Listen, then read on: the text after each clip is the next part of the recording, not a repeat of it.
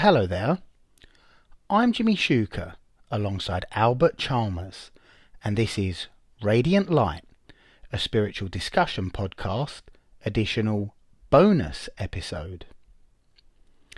Albert and I were talking ahead of our martial arts mini-series, and we got into a deep discussion about our backgrounds in Shotokan karate, and the mental blocks that I personally had around almost making it to black belt. We made a spontaneous decision to hit the record button, and we'd like to share the conversation with you now.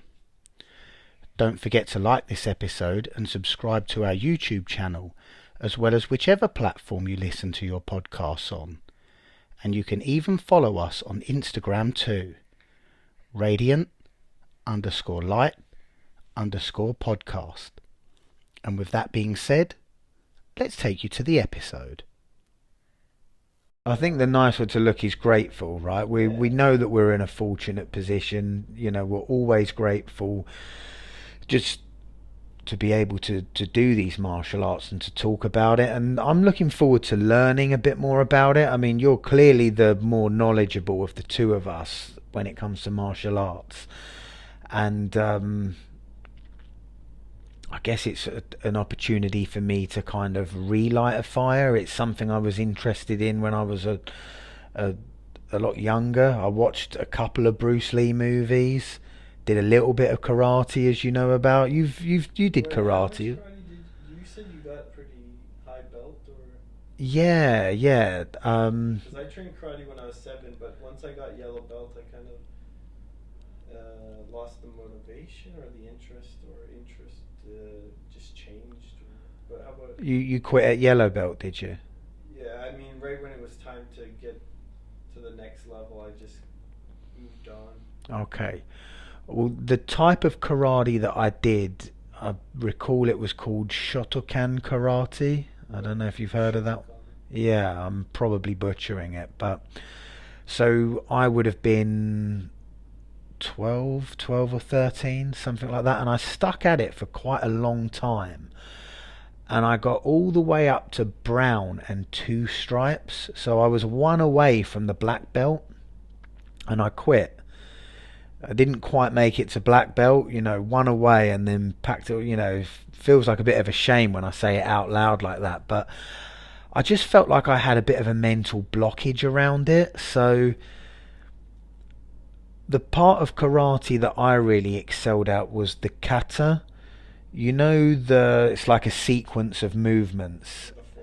Yeah, the forms. For the benefits of our listeners here, you kind of do that on your own, sequence of movements, kind of like a show in a way.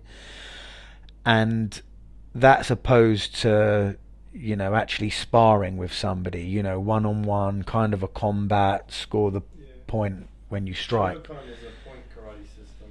Yeah, and the thing is, I just got to that stage and I think I had a bit of imposter syndrome. I got all the way up to brown and 2 stripes, and the kata I just nailed, I memorized all the moves, and there was an annual tournament. I mean, I can't even recall what kind of level this is, but I went to a tournament and I won the kata. Like, I got the gold. Wow.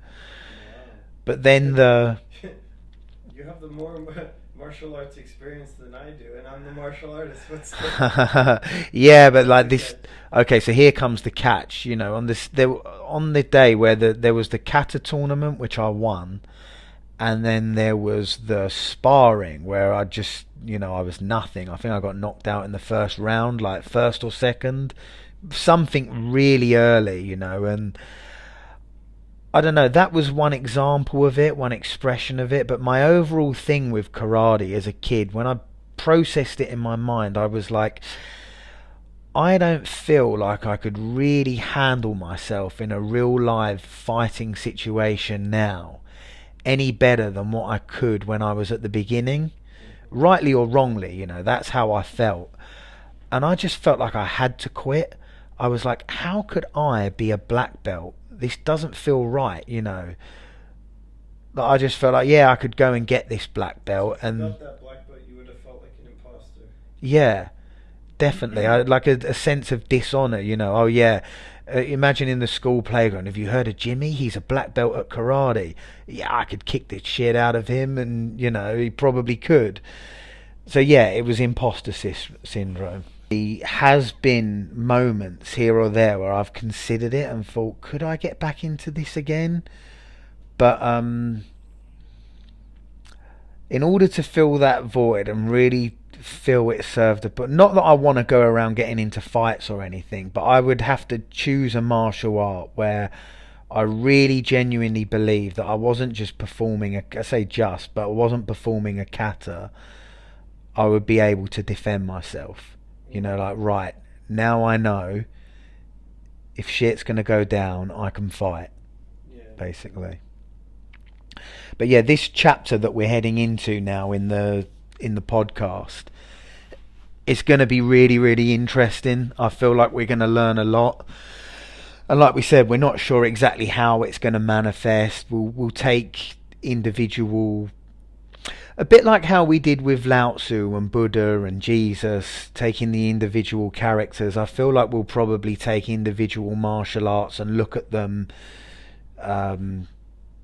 you know, in their own form and in their own episode, one by one. And that appears to be all we have time for on today's episode. And don't forget to like this episode and follow us on YouTube, as well as whichever platform you listen to your podcasts on. And you can even follow us on Instagram too. So until next time, good night, God bless, and namaste.